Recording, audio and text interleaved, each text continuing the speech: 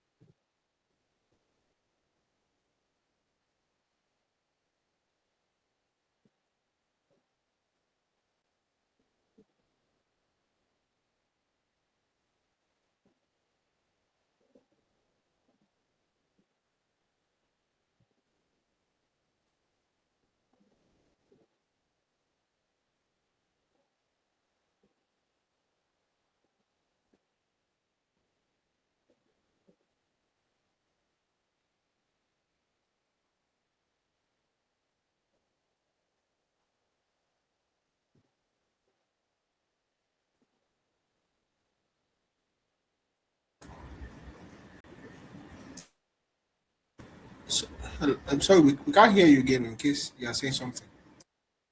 Okay, I'm not saying anything, no. I'm Okay, waiting. okay, okay.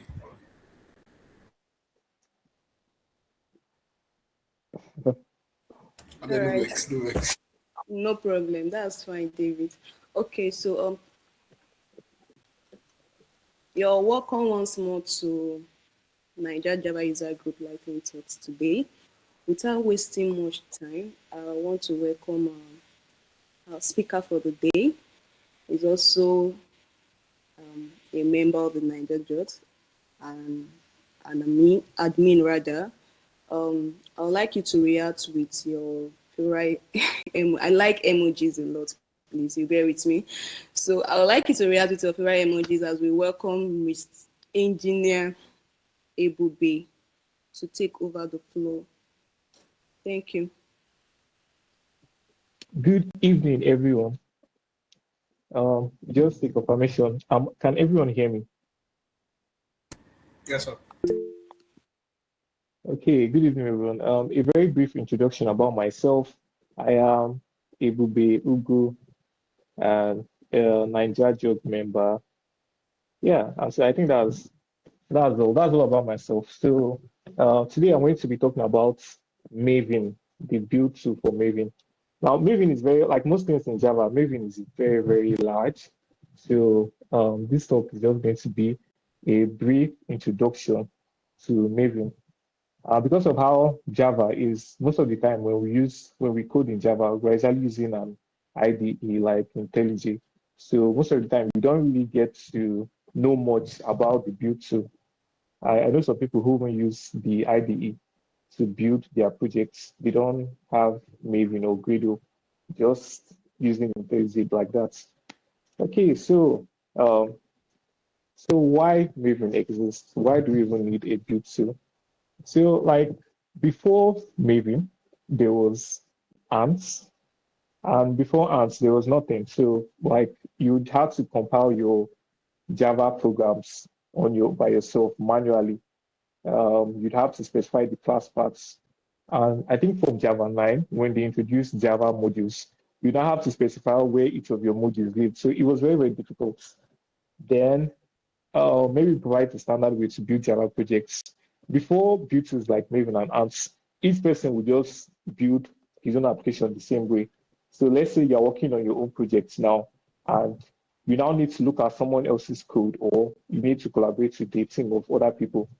The way they'll be building or structuring their projects will be very, very different from the way you build or structure yours. And then maybe it focuses on convention over configuration. So this is what helps to standardize things rather than have everybody do their own thing the way they want it. Maybe it expects things to be done in a very particular way.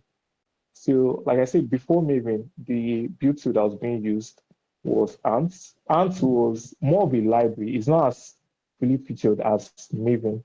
And I think the major drawback with Ants was that it was not opinionated at all. So everybody was just doing his own thing with Ants. So there was no firm structure like you have with Maven. And the main reason is because dependency resolution is difficult. Say you have you are building a Spring Boot project now. So you first need to write your own basic projects, then pull the dependency of Spring Boots. Then you now need to pull the dependencies that Spring Boot itself requires, Spring and the rest. So you might have a case where one library you are using and another library you are using are having the same dependency, but they are using separate versions of it, or even the same version. So if you're to do this in manually, or more like it's going to be very, very difficult. Like you would be afraid to even go and touch your projects because any small thing, any small change, everything will just scatter. So maybe things is standardized way to build Java applications. So again, maybe it's very opinionated. It favors convention over configuration. So rather than you specifying where this where your Java files live or where your resource files live, Maven already expects things to be done in a particular way. So there's something called the Maven standard directory layouts. That's if you go to the Maven documentation, it just shows where Maven expects each particular file to be your test files, your Java files, your resource files, your static files, and so on. Now, it's important to know that you can configure Maven. Let's say you don't want to use the default source /main/Java to keep your files. You can configure it to use any path you want. You can configure so many things, but most of the time you won't, because like I said, convention is favored. Okay, so now very brief definition of Maven. Maven is a build, dependency, and project management tool. So emphasis is not just a build tool, like for most of us that are familiar um, with example I use. Okay, for those of us who have written C before, a build tool in C would be a build tool in C would be make. So this is an example of a build tool. Make sure you just build your C files. Then, like I said, Maven is now also a dependency management tool. So I think the best example for this would be npm. So I think most of us, everybody has scripts, JavaScript once they're live. So npm is an example of a dependency management tool. Then it's also a project management tool. So it's Maven, you can give information about your current projects. So it's also similar to npm, the package.json file that you'd have. So yeah, so Maven like bundles all of this into one application. So is the most I think is the most adopted build tool in the Java ecosystem. You have other ones like Ants. I've never seen Ants in any Java project. It was doing my research, I learned about it. But I think the modern one is Gradle. Gradle came after Maven, but Maven is the most common one. Even Gradle itself depends on the Maven remote repository to work. So it's already integrated with most IDEs. CI pipelines. So you're using IntelliJ, you already have it uses Maven under the hood sometimes without you even noticing it. It was created in 2003. The newest version of Maven is Maven 4, but there is a major change in it, which we're not going to discuss in this talk. Again, provides a standardized way to build Java applications. And the word Maven comes from the Yiddish word, and it means accumulator of knowledge. So as we go, we would understand why the name accumulator of knowledge makes sense for Maven. Okay, so the pom.xml file. So at the heart of every Maven project, you would have this pom.xml file. Let me just show you briefly what it looks like. Sorry. So I'm going to, okay, so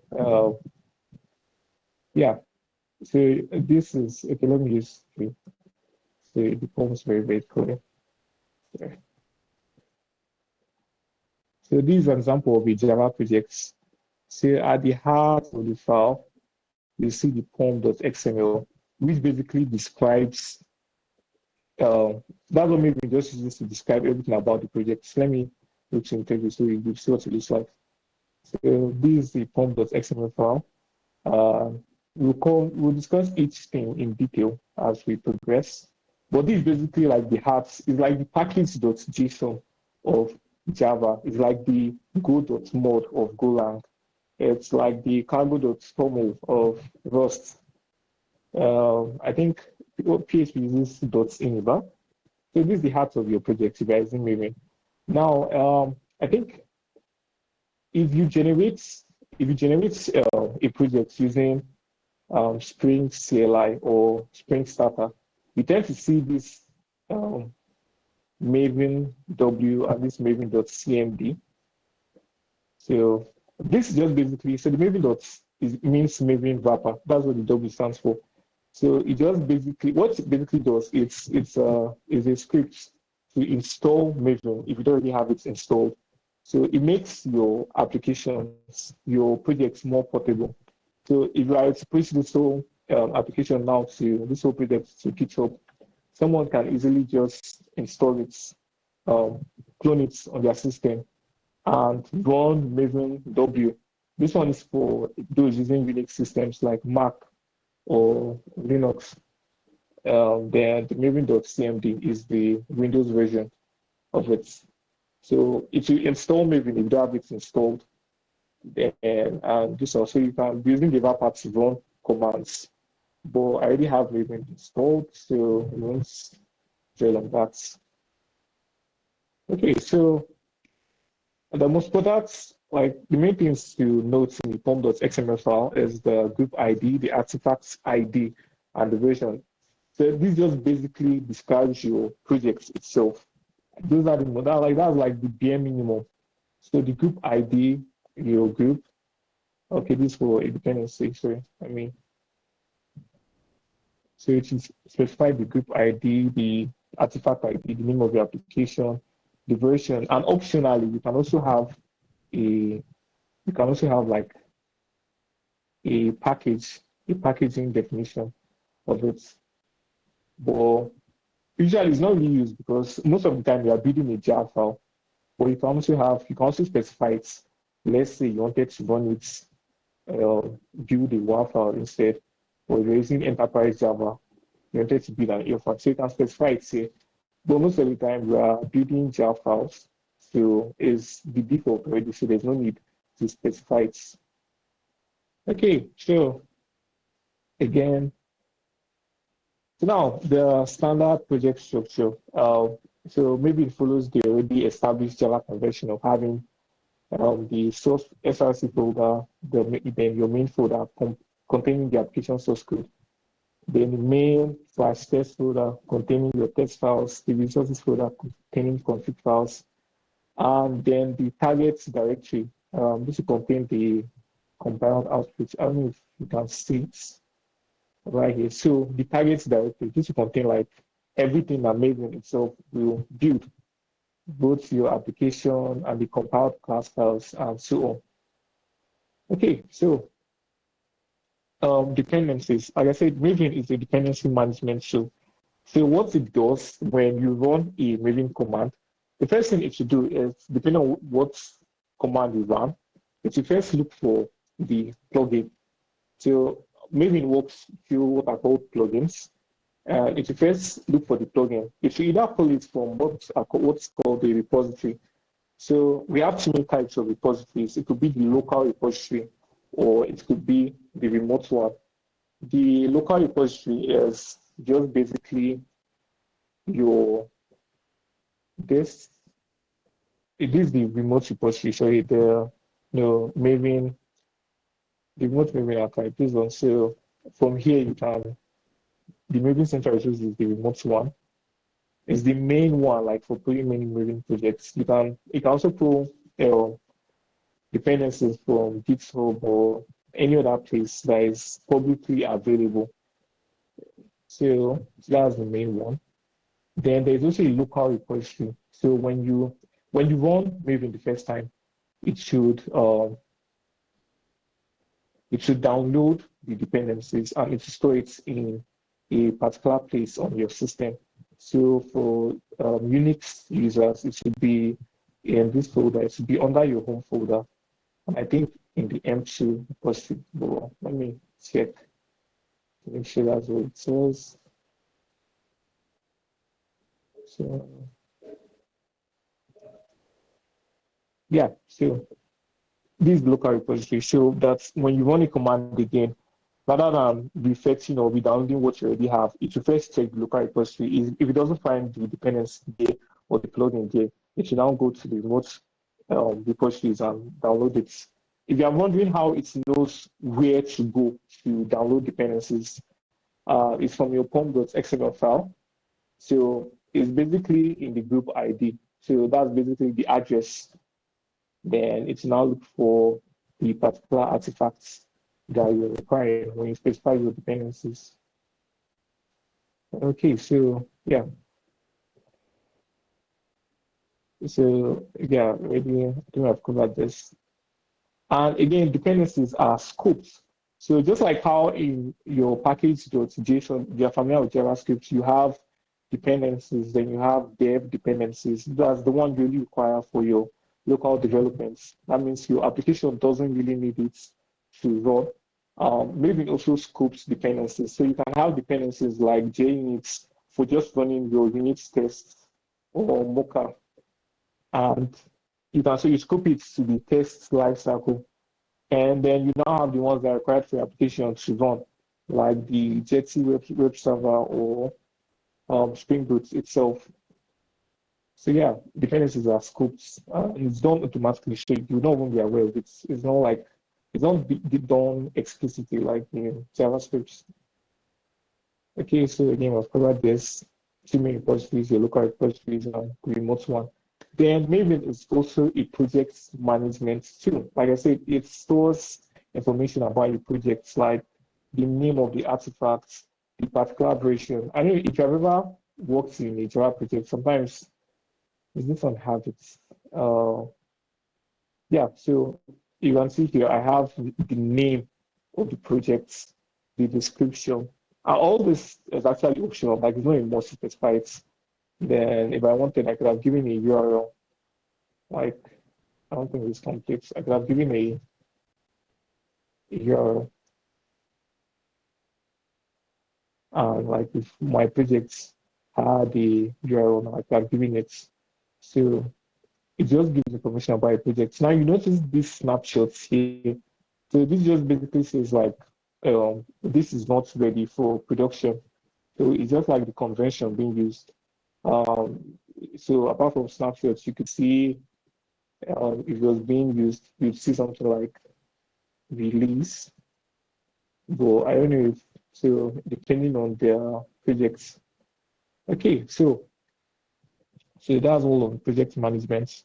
Then a build tool. So a build is just basically something that's goes through the completion phase or the running phase of your projects.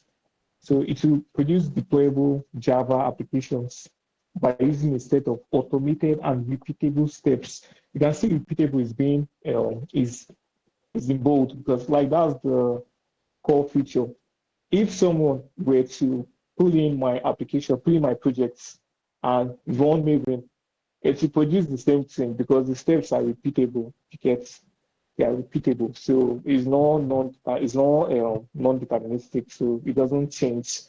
That's what gives it that standardized interface. So okay, so Maven builds follow what are called lifecycle, just like how you would have a how caterpillars have a life cycle to turn into a butterfly. So maybe moving projects follow a life cycle. So a life cycle is a sequence of named phases. So okay, then well, not covered phases yet, but basically a life cycle is made of phases, and a phase is made of different goals. So anything maybe is going to do is going to be in the form of a goal. Okay, so I think the most common so clean, we have clean here. Clean is an example of the phase, a lifecycle phase in Maven. So what it does is remove previous builds. So let's say you already built your application into a app.jar file. So Maven will just delete the old one. So then you have the default one. So if you just run Maven itself, if you just run the command, Maven itself, it should do this default lifecycle phase, which has the compile phase, compiling all your Java source files into class files, the test phase, running all your tests that are specified in the main/test directory, then packaging everything into the jar file or WAR file or whatever file you specified. You also have the Maven sites, but it's optional.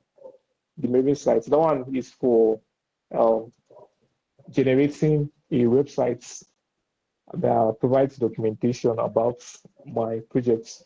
But you don't tend to see this being used again. I think it was in older projects. So I don't know if anyone that still uses Maven sites because like you don't really need to do that anymore. Okay, so again, we've covered command phases, compile phase, test phase, package phase. Okay, the install phase. So phases are steps in the life cycle. We already covered that. And okay, then plugins. A plugin is just basically a collection of goals. So, like I said, a phase is is comprised of different goals.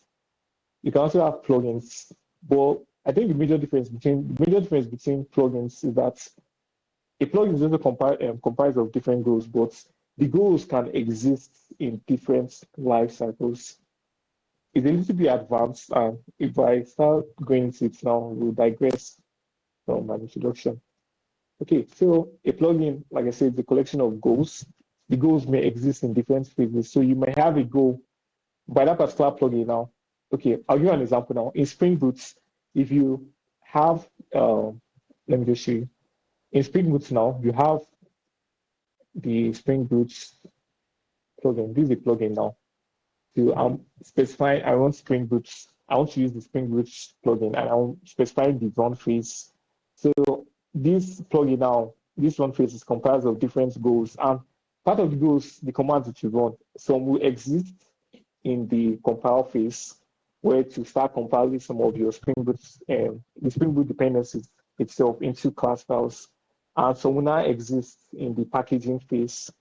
So you can have a plugin can have goals that exist in different lifecycle phases.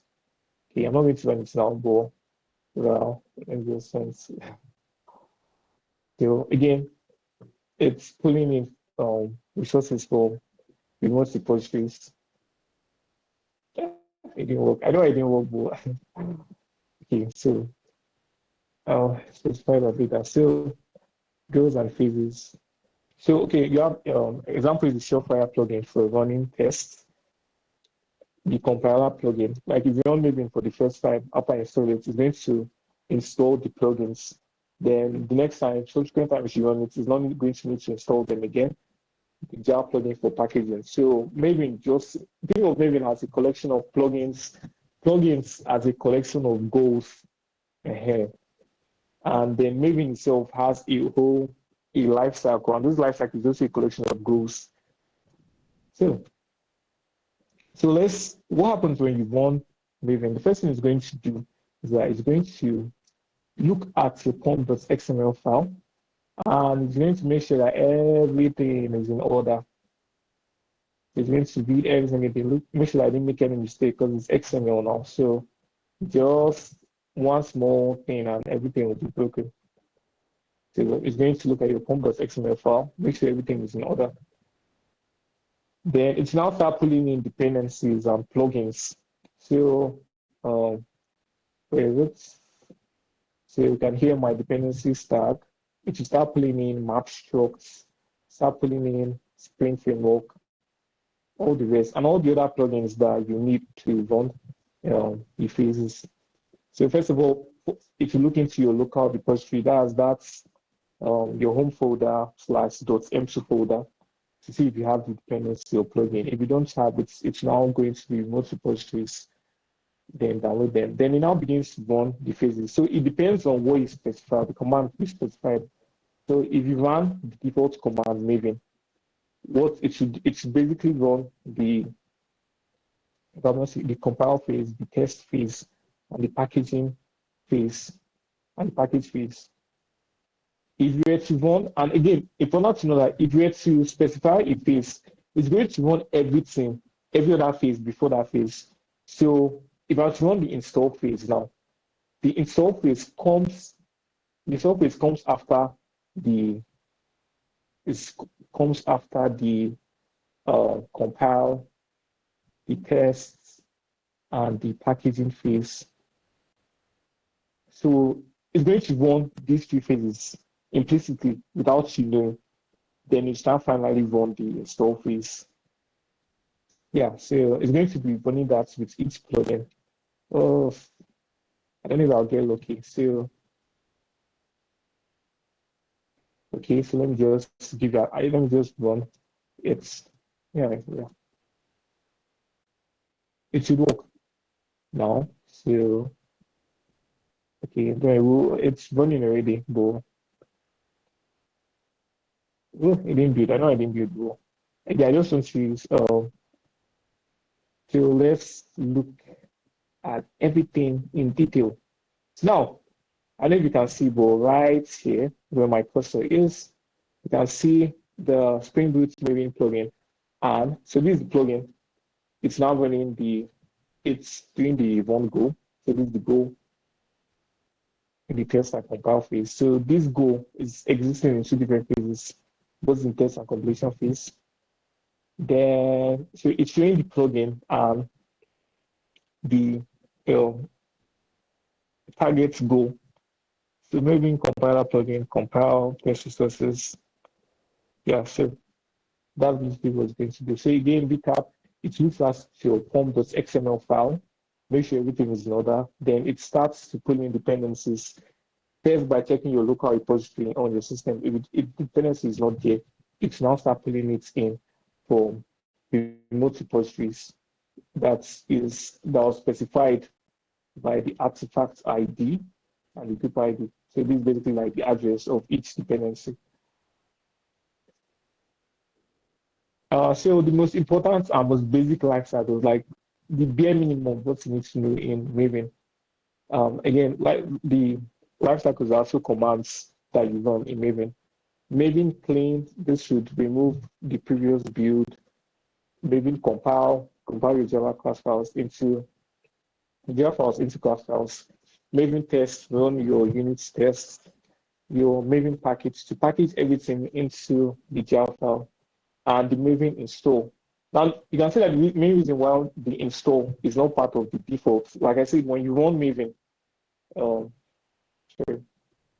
if I were to run Maven now without specifying any sub commands, it's going to run the clean, remove any old build files, then run compile the Java files into class files, then the package, the tests, if you have any tests that need to run, then the package. So this is the default. So it doesn't run it doesn't run install, because install would install the built artifacts into your local repository. And for most applications, like if you're not building a library or building something that other applications are going to consume as a dependency, then there's no real need to have it in your local repository. So it's just it's a commercial application. So that's why it's not really part of the default lifecycle. So these are the most common ones that you see. Again, each of these things is a sub command. So I can run Maven clean individually, and it's going to remove, it's going to remove the old built artifacts that was in the target directory. If I were to run Maven package, this thing is going to basically run the it's going to run the clean, the compile, and the test, because they come before it. So that's being done implicitly. So I don't know if I can get a snapshot of the thing now. So you can see I just specify compile. I just specify package here. I just specify package, and you can see right over here, it's ready. Using the Maven compiler plugin, it's already running the compile phase. So that's because it comes before it. So yeah, ignore the errors though. I know I think doesn't want to be able. Again, that's more important for now. Again, the output of the Maven build is done in the target directory. So both the test reports, both the site generation, if we were to run Maven sites, and the package Java, everything will be on that target directory. So, okay, then tips. Okay, when using Maven, well, we're coming to a conclusion, because like I said, this is just the introduction. We're not going to go into a deep dive. So tips, rely when you are building a Maven project, rely on dependency management. Like I don't know of anyone that does this, but like don't try to do it manually.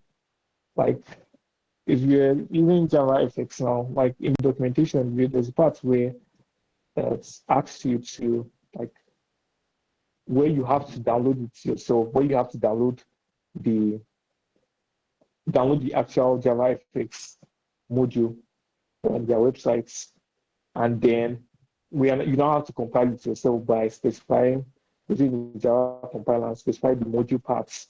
So don't do this. Like don't. Bad. So it defeats the whole purpose of having Maven installed.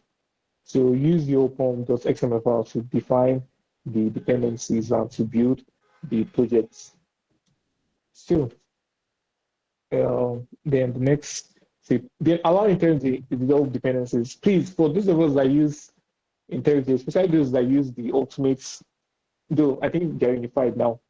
So if you're using IntelliJ, allow it to resolve the dependencies for you. Or even if you're using VS Code, VS Code you can do it. So what do I mean by let it resolve dependencies for you? Okay. My network for me to understand. Okay. So let's say I want to pull in a plugin, a dependency now for my project. In Ultimate, you can do it directly from the IDE, but let me do it the old school way. You'd go to the Maven archive. Let's say I want to add, I think what's this stuff again? I think I already have Jetty. Let's say I want to add Jetty. Yeah.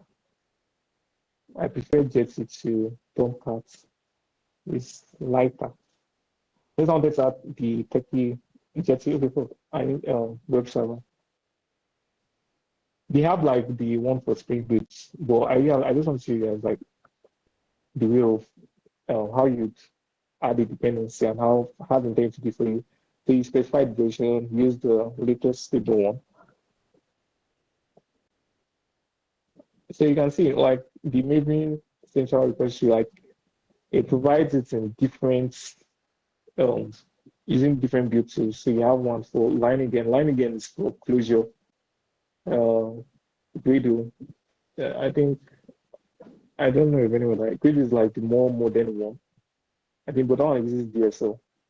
Okay, so then it's copied to my clipboard already.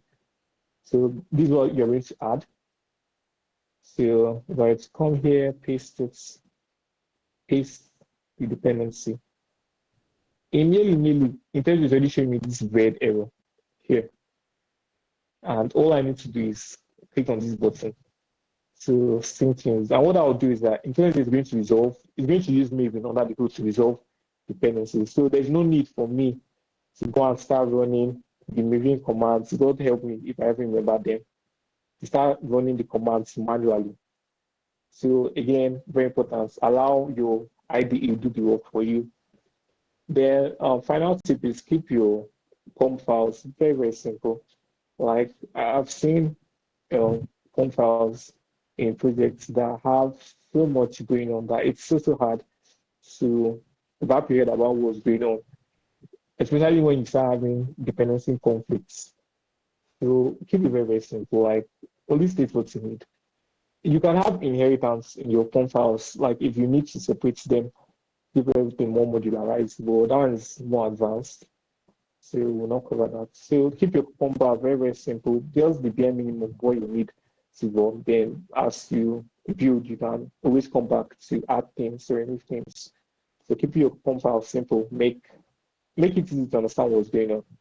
So again, understand what Maven is doing. So like when something fails, it will be easier for you to debug it. You don't need to like know everything in depth, but having an idea of what your IDE is going to be doing under the hood like really helps to debug issues.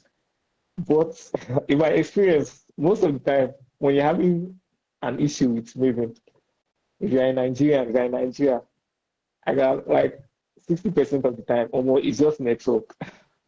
It's just network issues. Most of it are just internet connection issues. So but I digress. So, okay, then again, like I said previously, we have alternatives to Maven. The most widely used one is Gradle. So Gradle is more common in Android projects.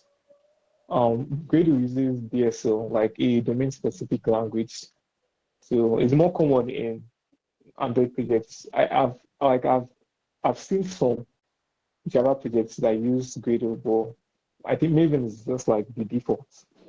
So again, Maven is more focused on stability. Like Gradle now and whatever other build tools that they tend to change because they're always trying to do it better.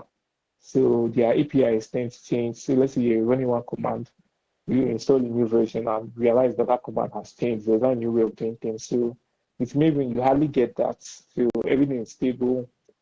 Many things still prefer Maven because it's easier and nobody wants to learn any new thing. Like the other things to learn in this world are plenty. Like I don't have to learn new bits. So Maven has a larger ecosystem. Like I said, Gradle also depends on Maven. So Gradle also uses the Maven central repository to get artifacts. So it's not as if it's trying to replace Maven, it's actually building on top of it. So larger ecosystem and easier to learn. Like when I first started Omo, I was afraid of Maven. I didn't understand what it was, but like with time, you realize that what's happening is like it's very, very easy to wrap your head around what's going on. And hopefully with this session, like you would have a better idea of what's happening in the hood when you're moving projects. So again, to recap, Maven standardizes Java builds. The pom.xml file is the source of truth. It's similar to your package.json and JavaScript land. So the plugins do the heavy lifting most of the time. They're more specifying commands yourself. Like if you notice here, I did not run Maven. I just did Maven Spring Boots, like the Spring Boot, but the Spring Boot plugin specify the run phase, and that's all. The plugin did all the heavy lifting for me. So again, what happens when I run this command? Maven first looks at my pom.xml file, that's this. Then it pulls in the Spring Boot plugin. If I don't already have it installed in my local repository, to pull it on the remote repository. Then all other plugins that I need to run, even just to compile your Java source file to a class file, it's going to use the plugin. That's the Maven compiler plugin. So everything's being done by plugins under the hood. Then to resolve dependencies, then finally it now start running the phase. That's lifecycle phase. It will run any previous phases that come before the phase is specified. So that to specify the, by to say the install phase is going to run both the compile, the test, the package phases, because install comes after all this. So it's going to run all this explicitly. So yeah, then once understood, Maven feels simple. Like I think even with this talk, like when next you're opening your Java projects, like you already have an idea of what's happening. So like I remember when I started, I didn't understand um what thing meant or what Maven or Spring Boot. I didn't understand what this meant, but like now you see this command, you already know that Maven is the name of the command line. So the Spring Boot is the name of the plugin, and run is the particular lifecycle phase you want to run. And that phase depends on a lot of goals that you want to run under the hood without specifying it. So like once you understand what's going on, it's simple to wrap your head around what's going on. Then you don't need to know everything. You do not need to know everything. Like 20%, 20% of the knowledge will do 80% of the work for you. So again, you don't need to know everything. 20% of the knowledge. Even with this, I think it's like 5% of everything. This will seem carry you very, very far with Maven. If you need to know anything else, you can always come to the documentation. Or in this age of AI, just ask AI. Like life is too short to be reading documentation. So yeah. And with that, I've come to the end of my talk. Please ask questions, comments, and corrections. Please, I'm definitely sure I made some mistakes here. I am definitely sure I made some mistakes here. So please, if I made any, please correct me, because no one knows it all. Thank you very much, Ebube, for this wonderful section. I like the idea that I was seeing a lot of reactions before I unmuted. I don't know if there's any question you can signify by raising up your hands. There should be question. Please ask. Ask, because I don't know Question if or we're going to comments, research the questions together. corrections.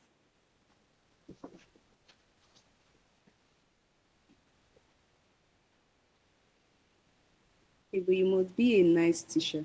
Like no question, no comments, and no Is correction. it that there's no question? You people do not understand. So it should be one question of correction. Where is Bright as Okay, Jonathan has question. All right, Mr. Jonathan, I can mute and speak. Yeah, thank you, everybody, for the wonderful session. So,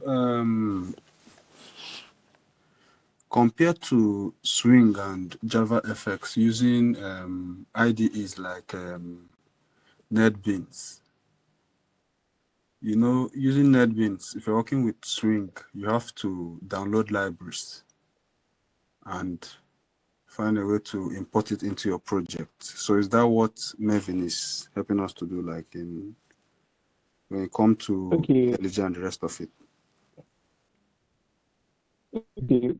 okay, yes, yes and no. Yes, because yes, when you're specifying when you're specifying dependencies that are not part of the standard library. Okay, let me just show you an example. What will I use now?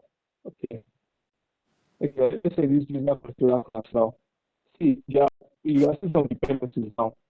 So a part of my project, that's com.ebube I don't need Maven for that one. But this org.springframe.web is not part of the standard library. It's not part of my projects. So it needs to pull in that dependency in form wherever it specifies. So that's what Maven is going to help you.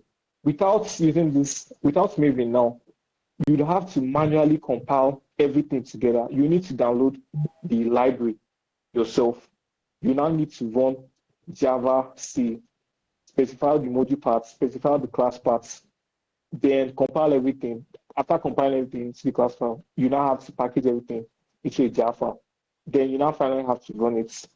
So it covers both importing the dependencies, like you said, both compiling everything for you, running the tests for you, giving information about your entire project. Like if you could see in the pom.xml file, I had information about my projects, like the name, the description, the demo projects for Spring Boots, that and all that. Then no, because it's actually the other way around. Like Swing is part of the Java API. Like, though it's not receiving any further updates, but it's part of the Java standard library. Like, let me show you. Like, I don't need to download anything when using Swing. See, that's it. It's a JFrame. It's actually Java FX. That's not part of Java library. Java FX that it will need to download the Java FX runtime, the Java FX library. I think it was Java FX used to be part of the standard library before, but they removed it. It was some Java they haven't used to glue on. So now you need to download, you need to specify the dependency. Like, okay, let me show you now. I would need to go to the Maven central repository and type Java FX and go empty, not do this to me. Okay, Java FX now uses Java 9 modules, so they split everything. So you have controls as your buttons, you have the graphics, you have the base. So you need to pull in these dependencies. So if you're building Java FX project, you just come here, pick the particular version. There's 26 now. I don't know if it's stable. Yeah, click on Maven. You now copy this and you now add it to your pom.xml under the dependencies tag. Yeah, so somewhere around here. You paste it. Then you click here if you're using Maven. If you're not using, you're using dependency, you just click here and it will automatically download and resolve the dependencies. If you're using VS Code, you have to run the command. So I hope that answered your question. Yes, boss. Thank you. All right. For Emmanuel, before we take your question, I think there is one in the chat, boss.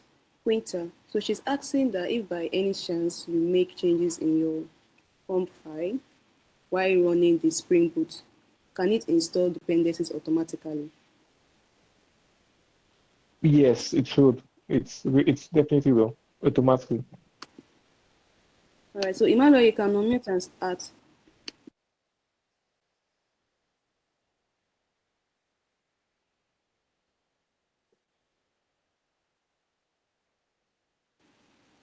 Albert, can you hear me? I'm sorry. Yeah. I'm sorry. What's his name? Sorry, I'm the speaker. Ebube. Ebube, yeah. Okay, thank you very much for this conversation. I'm sorry I didn't join the class. I didn't join the conversation earlier enough, so probably at some point you might have answered this particular question. So please pardon. I just remembered there was a time I was researching for an answer to this question. Why would you choose Maven over Gradle? So there was this feature that I didn't pay close attention to. I just waited. So now that we're having this conversation, I thought it's a perfect time to bring it up. It says convention over configuration. That Maven has this convention over configuration. I didn't really pay attention to that. I don't think I really understand what that exactly entails. So that's it. Then during the course of the conversation, you mentioned something. You said Maven uses something specific, which is specific to a language, specific to something like I think you mentioned. I don't know if it's XML you said or something. I just want to get clarity on that. Yeah, thank you very much. Okay, I went to very quick because I think my time is running out.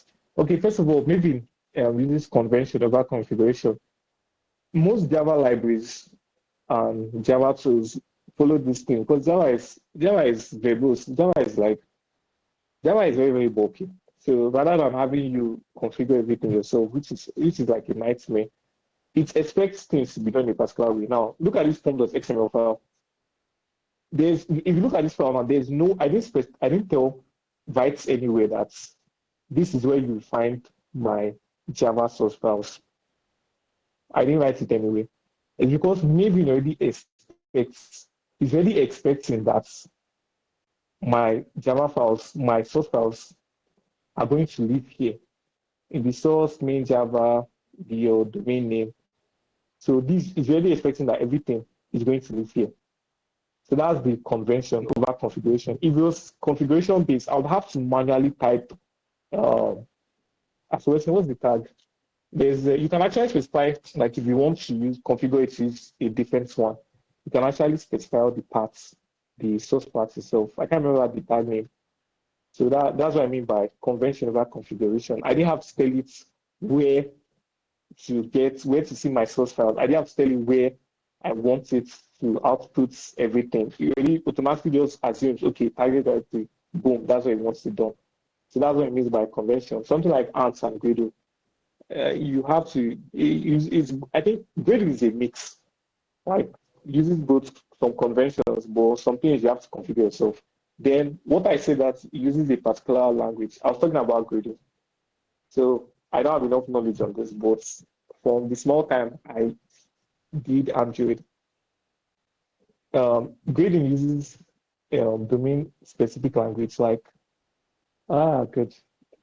If you were to use, I don't really digress, but if you were to use Kotlin now, Kotlin is like another programming language. In Kotlin, you can easily build domain-specific languages. What I mean by domain-specific language, that's like, it's still be like, I don't say programming language, but like a small mini language for a very, very specific purpose. So while Maven just uses XML, extensible markup language, that everybody has already seen once in their lifetime. But Gradle uses domain-specific language now. So it can be Kotlin-based, it can be Groovy-based.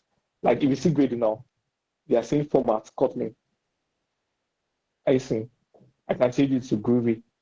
Groovy is another programming language. So it uses a domain-specific language. So these ones are implementations of a particular language for a specific purpose. So it's not like a general language like Python or the rest. It's just a mini language for a very specific purpose, defining your dependencies. So yeah.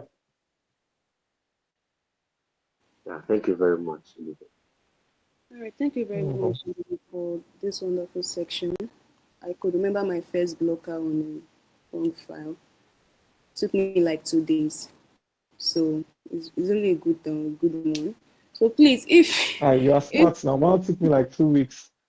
took me 2 days. So if you're not on the community yet, you can check in the chat box for our social handles. And then you're free to laugh at me. It's okay. I've learned my lesson. And then so that's it. Then for those that are asking for the recording and the slide, that will be shared on the WhatsApp community group. So that will be all from me. Please stay tuned. This week Saturday, we're having DSC as well. The flyer will be shared out soon. And then,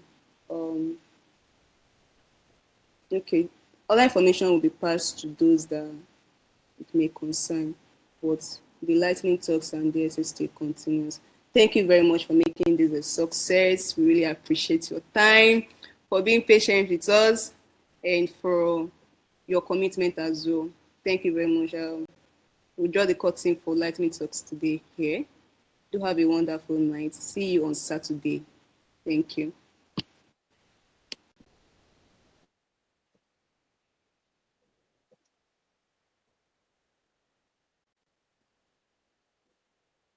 Mm-hmm.